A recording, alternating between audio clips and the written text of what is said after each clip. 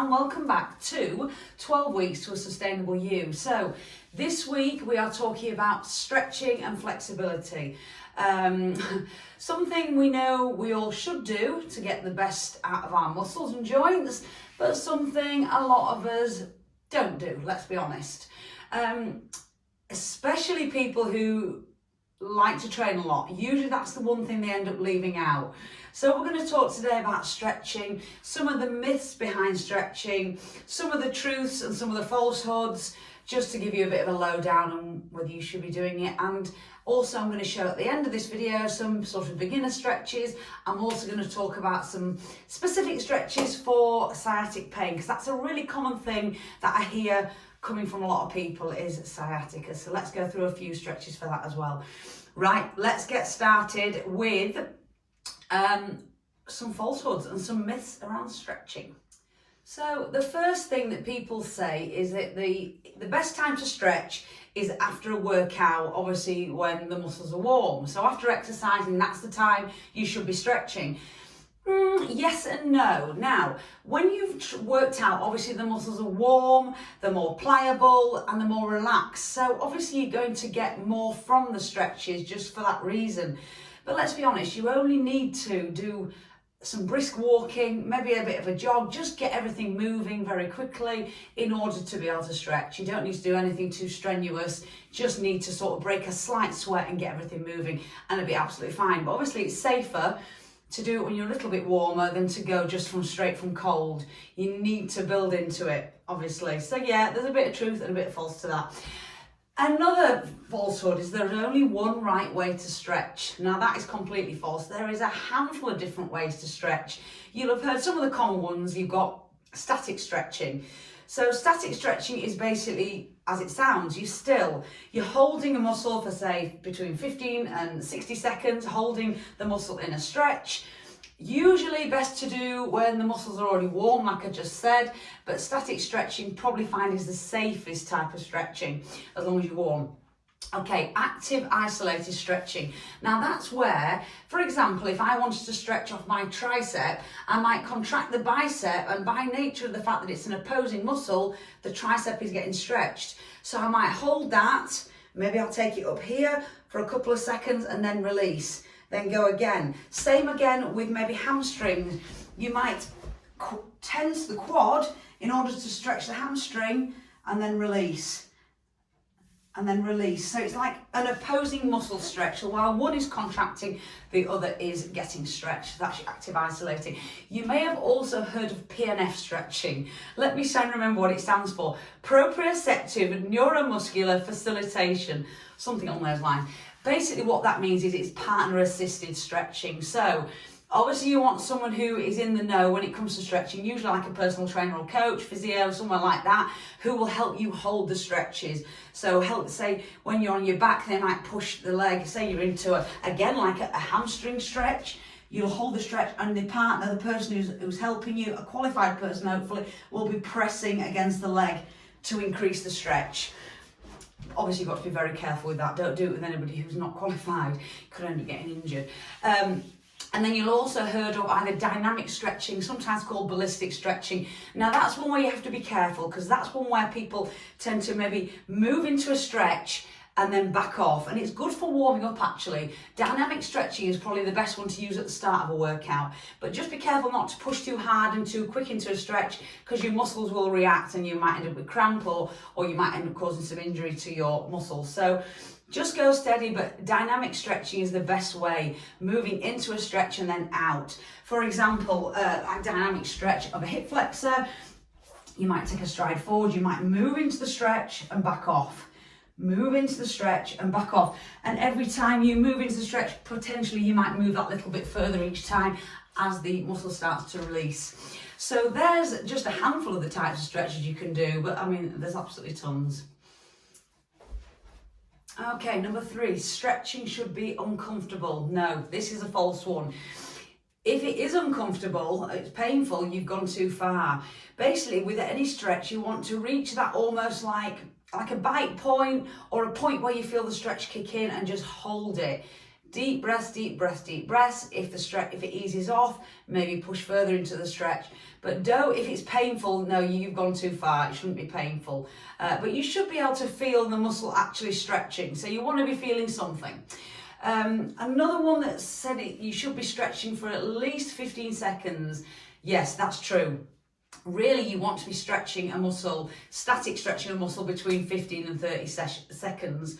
So anything over 30 seconds in a static stretch, probably not gaining anything from it, to be fair.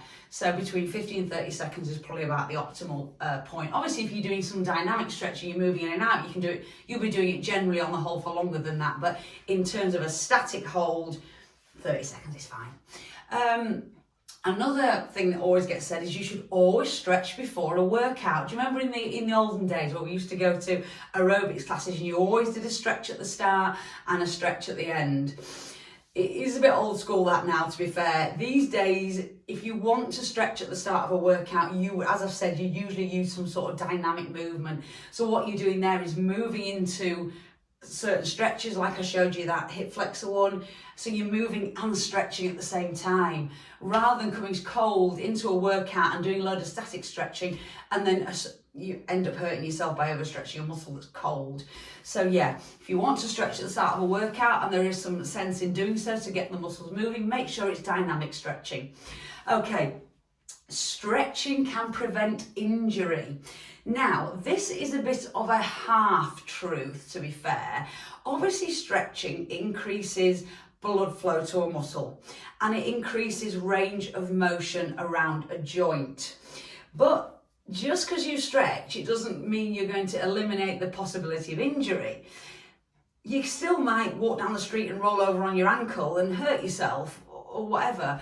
But I suppose there's some sense in the fact that if you have a larger range of motion in, say, your hips, and you're walking and you slipped a little bit on black ice, for some people whose joints are very tight and stiff, that could cause more discomfort for them than somebody who's a little bit more limber.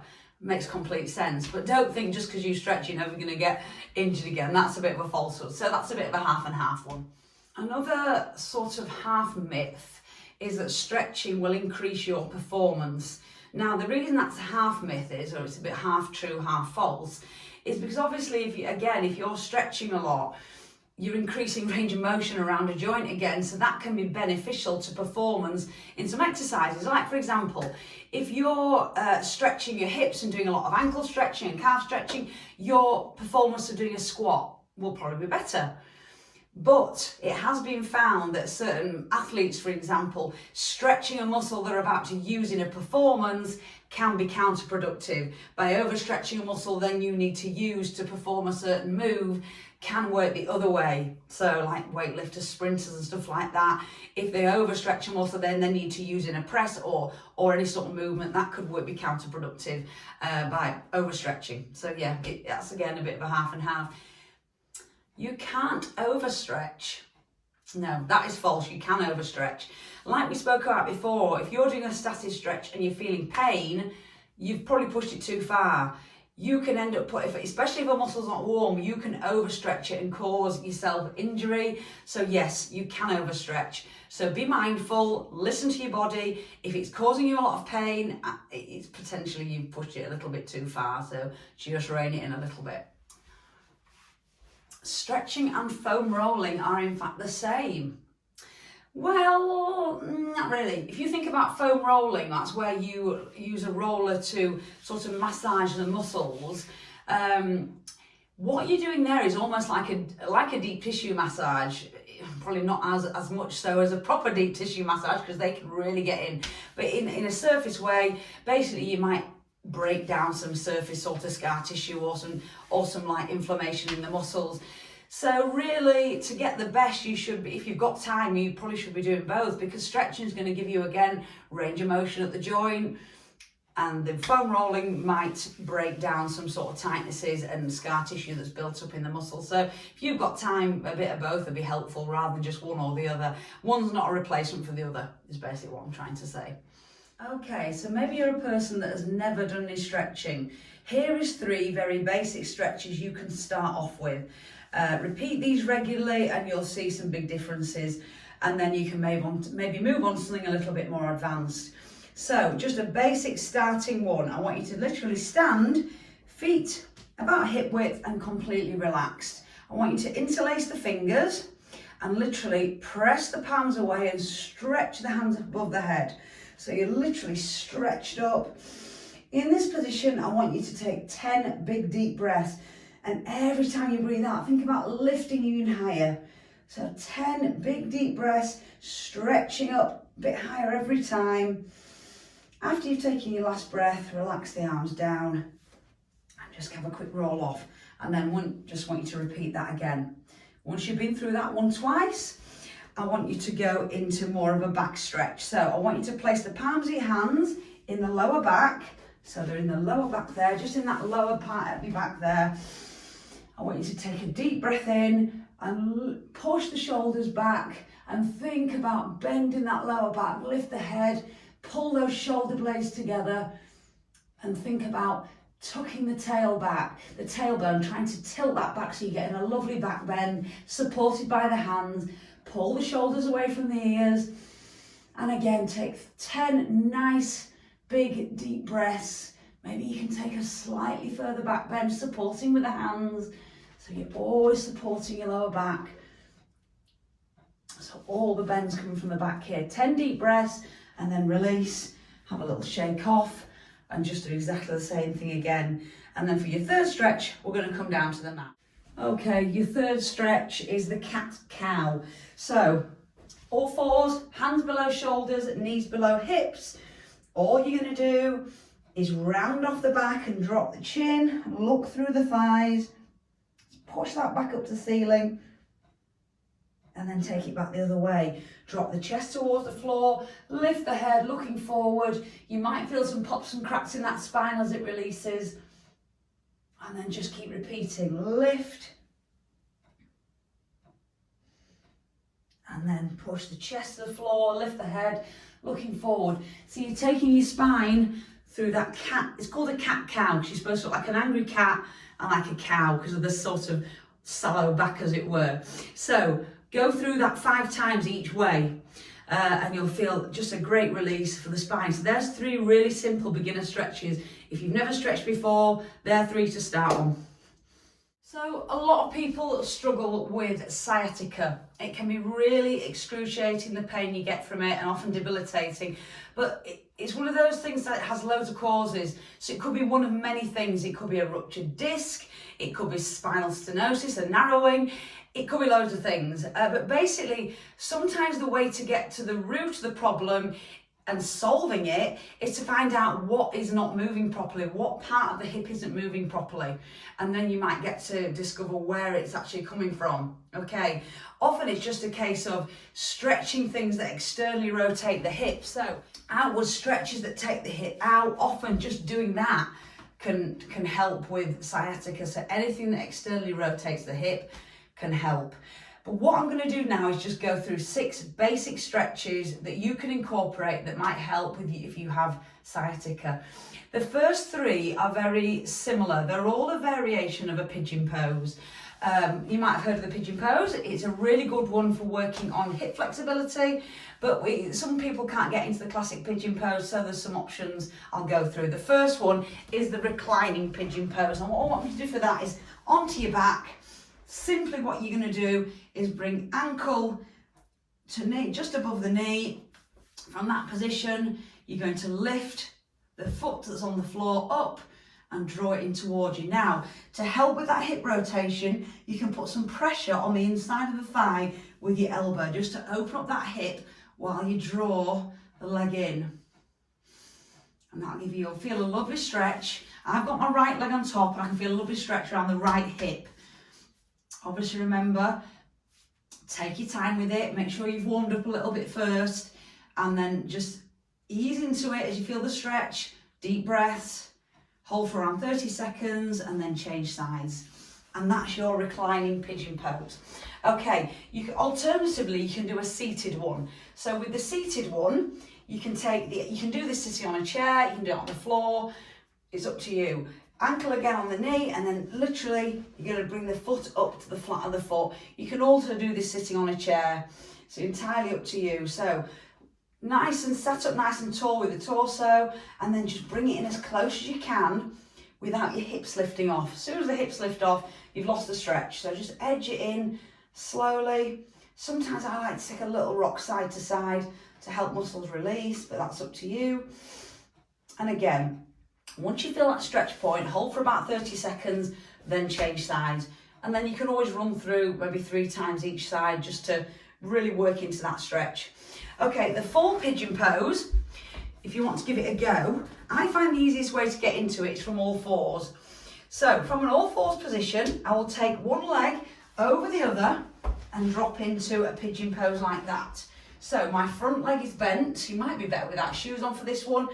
Front leg is bent, back leg is completely straight. Make sure you've got space for that back leg to fully extend and sit into it. Once you're in that position, if you're struggling to get the hip to the floor, you can always place a cushion or a yoga block under there to lift off until you get a bit more flexible, and then the hip can come down to the floor. You can then lay over the front leg, or you can sit up nice and tall and really push those hips into the mat. And then when you've come out, when you've been there 30 seconds, press through the hands, lift up, back into your all fours position, and you can do exactly the same to the other side. Step over, and there you are. And that's the easiest way I know to get into pigeon pose. Okay, so that's, work through them. Try the laying one, go to the seated, then give that one a go.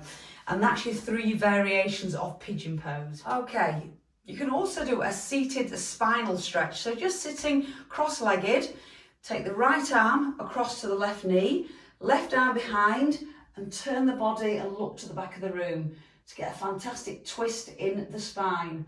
Make sure the shoulders are away from the ears. Hold for about 30 seconds. Bring it through the centre, and exactly the same to the other side. It's a great twist for the spine.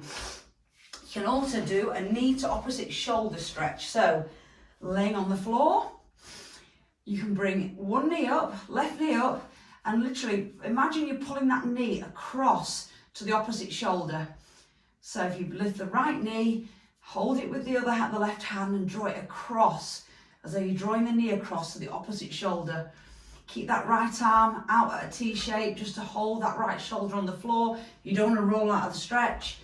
Keep those shoulder blades engaged with the floor and just drive that knee across, and you should feel a lovely stretch on the outside of the thigh there. Finish off, hamstring stretch. Start from a kneeling position. All I want you to do is take one heel forward, flex the toe towards you, lift out the hips nice and tall, and then hinge forward over that straight leg. If you can take your hands to the floor, brilliant. If not, maybe place 2 yoga blocks or 2 big books there just to rest your hands on if you're not quite at the floor yet, because I'd rather you keep the back nice and flat. So lift up out the hips, hinge from the hip forward, nice flat back, till you feel that stretch in the hamstring and hold. Again, 30 seconds, and then change sides, about 3 times each side. And if you can do those 6 stretches every day, maybe work through all the pigeon poses, or just choose one. If you're good at the main pigeon pose, just choose that one, and then do your spinal twisting, knee to opposite shoulder, and then hamstring stretch. Hopefully just those together should help you with your sciatica. Sometime during the week I'm going to put up a video of about a 15-minute hip stretch going into a bit of quads, hamstrings, and a load of hip stuff. It's something I teach in one of my classes, so if you enjoy it and you want to join me live for some Zoom classes, let me know, because I'm doing stretch classes now. I'm doing 3 stretch classes a week, but I'm also doing 2 what I call hybrid classes. And in those classes we do about 15-20 minutes of a workout and then 15-20 minutes of stretch. So you're getting the best of both worlds in those classes. So yeah, if you're interested, get in touch and I'll give you some more information. But yeah, that's it for today. Hope you've enjoyed it and you found something useful from it. Any questions, please pop them below, because at the end of this 12 weeks, I'm going to bring any questions together and answer those for you. Otherwise, I will see you in my next video. Remember to like and subscribe, don't forget that. And I'll see you in the next one. Thank you.